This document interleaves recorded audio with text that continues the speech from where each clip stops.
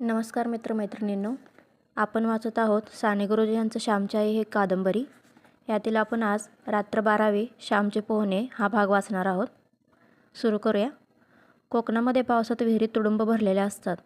हाताने सुद्धा पाणी घेता येते, इतक्या भरतात. पावसाळ्यामध्ये पोहण्याची कोकणात मौज असते.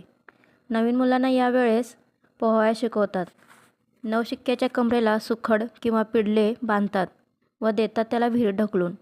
विहिरीत पोहणारे असतातच. 6-6 पुरुष. खोल पाणी असले तरी तळाशी जाऊन खर घेऊन येणारे अट्टल पोहणारे असतात. पाण्यात नाना प्रकारच्या कोलंड्या उड्या मारणारे हे असतात. कोणी विहिरीत फुगड्या खेळतात, कोणी परस्पराच्या पायांना पाय लावून उताने होऊन मानावर करून होड्या करीतात, नाना प्रकार करीतात. माझे चुलते पट्टीचे पोहणारे होते. वडिलांनाही पोहता येत असे, परंतु मला मात्र पोहता येत नव्हते. दुसरे पोहत असले म्हणजे मी मजा पाहावयास जात असे, परंतु स्वतः मात्र पाहण्यात कधी गेलो नाही. मला फार भीती वाटे. आमच्या शेजारची लहान लहान मुलेही धडाधड उड्या टाकीत, परंतु मी मात्र भित्री भागूबाई. ढकला रे श्यामला असे कोणी म्हटले की मी तिथून पोबारा करीत असे. माझी आई पुष्कळ वेळा म्हणे, अरे श्याम, पोहायला शिक. ती लहान लहान मुले पोहतात आणि तुला रे कसली भीती. तुला बुडू का देतील इतके सारेजण. उद्या रविवार आहे, उद्या पोहायला जा. तो वरवडेकरचा बाळू, तो तुला शिकवेल. नाहीतर भाऊजींबरोबर जा. अरे उठल्या बसल्या आपल्याला विहिरीवर काम. इथे का पुण्या मुंबईचे नळे आहेत. पोहायस येत असावे.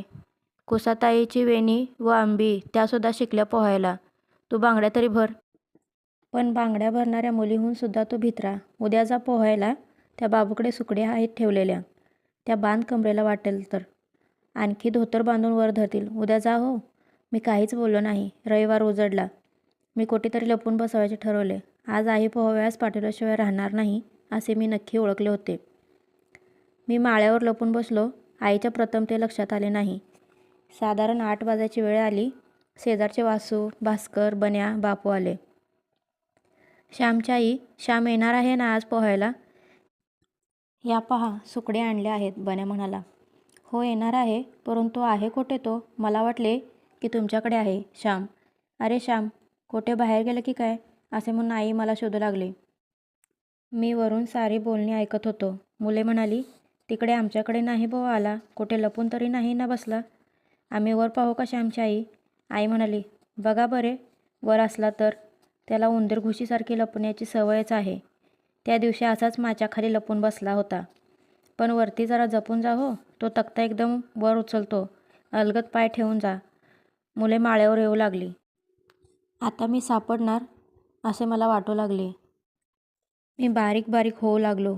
परंतु बेडकीला फुगून जसे बैल होता येणार नाही, त्याप्रमाणे बैलाला बारीक होऊन बेडकीही होता येणार नाही. मला असे वाटले की भक्तिविजयात ज्ञानेश्वर एकदम लहान माशी होऊन तळ्यातून पाणी पिऊन आले, तसे मला जर लहान होता आलं असते तर. भाताच्या कणग्याआड मी मांजरासारखा लपून बसलो होतो. नाही रे इथे, तो काय इथे लपून बसेल अडचणीत, एक जण म्हणाला. चला आपण जाऊ, उशीर होईल मागून, दुसरा म्हणाला. इतक्यात भास्कर म्हणाला, अरे तो बघा त्या कणगीच्या पाठीमागे. श्यामच तो. सारे पाहू लागले. श्याम चलणार रे पोहायला, असा काय लपून बसतो, सारे म्हणाले. आहे ना वर. मला वाटलेच होते वरती लपला असेल म्हणून. घेऊन जा त्याला, नेल्याशिवाय राहू नका, आई म्हणाली. ती मुले जवळ येऊ मला ओढू लागली. परंतु किती झाले तरी ती परक्यांची मुले, ती जोर थोडीच करणार. ती हळूहळू ओढत होती व मी सर्व जोर लावित होतो. श्यामची आई, तो काही येत नाही व हलत नाही, मुले म्हणाली. आईला राग आला व ती म्हणाली, बघू दे कसा येत नाही तो. कुठे आहे कार्टा, मीच येते, थांबा. आई वर आली व रागाने माझा हात धरून तिने ओढले. ती मला फरफटत ओढू लागली. तरी मी हटून बसतच होतो. एका हाताने आई ओढीत होती व दुसऱ्या हाताने ती शिमटीने मला मारू लागली. आई मुलांना म्हणाली, तुम्ही हात धरा व ओढा, मी पाठीमागून हकलते व झोडपते चांगला, बघू कसा येत नाही तो. मुले मला ओढू लागली व आई शिमटीवर शिमटी देऊ लागली. नको का आई मारू. आई आई मेलो, मी ओरडू लागलो. काही मरत नाहीस. उठ, तू उठून चालू लाग. आज मी सोडणार नाही तुला. पाण्यात चांगला 2-4 वेळा बुडवा रे याला. चांगले नाकात तोंडात पाणी जाऊ देत. उठ, अजून उठत नाहीस. लाज नाही वाटत भिकारड्या लपून बसायला. त्या मुली आल्या बघ फजिती बघायला, असे म्हणून आईने जोराने मारणे चालवले. जातो मी, नको मारू, मी म्हटले. निघ तर, पुन्हा पळालास तर बघ घरात घेणार नाही, आई म्हणाली. श्याम, अरे मी सुद्धा उडी मारते. परवा गोविंद काकाने मला खांद्यावर घेऊन उडी मारली, मजा आली, वेणू म्हणाली. सोडा रे त्याचा हात, तो येईल हो. श्याम, अरे भीती नाही. एकदा उडी मारलीस म्हणजे तुझं धैर्य आपोआपच चेपेल. मग आम्ही नको म्हटले तरी तो आपणहून उड्या मारशील. रडू नकोस, बन्या म्हणाला. देवधरांच्या विहिरीवर वरवडेकरांचा बाळू वैतर तरुण होतेच. काय आज आला का श्याम? ए रे, मी सुकडी नीट बांधतो हो. असे म्हणून बाळू वरवडेकरांनी माझ्या कमरेत सुकडी बांधल्या. विहिरीत खाली 2-4 जण चांगले पोहणारे होते. मी थरथर कापत होतो. हां, मार बघू नीट आता उडी, बाळू म्हणाला. मी आता डोकवावे, पुन्हा मागे यावे. पुढे होई, पुन्हा मागे. नाक धरी, पुन्हा सोडी, असे चालले होते. भित्रा, वेणू तू मार उडी, म्हणजे श्याम मग मारील, वेणूचा भाऊ म्हणाला. वेणूने परकरचा काचा मारून उडी मारली. इतक्यात एकदम मला कुणीतरी आत लोटून दिले. मी ओरडलो, मेलो आई ग, मेलो. पाण्यातून वर आलो, घाबरलो. पाण्यातील मंडळीच्या गळ्याला मी मिठी मारू लागलो. ते मिठी मारू देत ना. आडवा हो असा, पोट पाण्याला लाव व लांब हो, हात हलव. मला पोहण्याचे धडे मिळू लागले. बाळूने ही उडी घेतली व त्याने मला धरले. माझ्या पोटाखाली हात घालून तो मला शिकवू लागला. घाबरू नकोस, घाबरलास म्हणजे लवकर दम लागतो. एकदम कडेला धराव्यालाच नको बघू. अगदी जवळ गेल्याशिवाय कडा धरू नको. बाळू वस्तुपाठ देत होता. आता फिरून उडी मार, चढ वर, बन्या म्हणाला. मी पायऱ्या चढून वर आलो, नाक धरले. पुढे मागे करीत होतो, परंतु शेवटी टाकली एकदाची उडी. शाब्बास रे श्याम, आता आलेच पोहणे, भीती गेली की सारे आले, बाळू म्हणाला. त्याने मला पाण्यात धरिले व आणखी शिकवले. आता आणखी एक उडी मार, म्हणजे आज पुरे, सारी मुले म्हणाली. वर येऊन मी उडी टाकली. बाळूने न धरिता थोडा पावलो. माझ्या कमरेला सुकडी होत्या म्हणून बुडण्याची भीती नव्हती. माझा धीर चेपला. पाण्याची भीती गेली. आम्ही सारे घरी जाण्यास निघालो. मुले माझ्याबरोबर मला पोचवायला आली.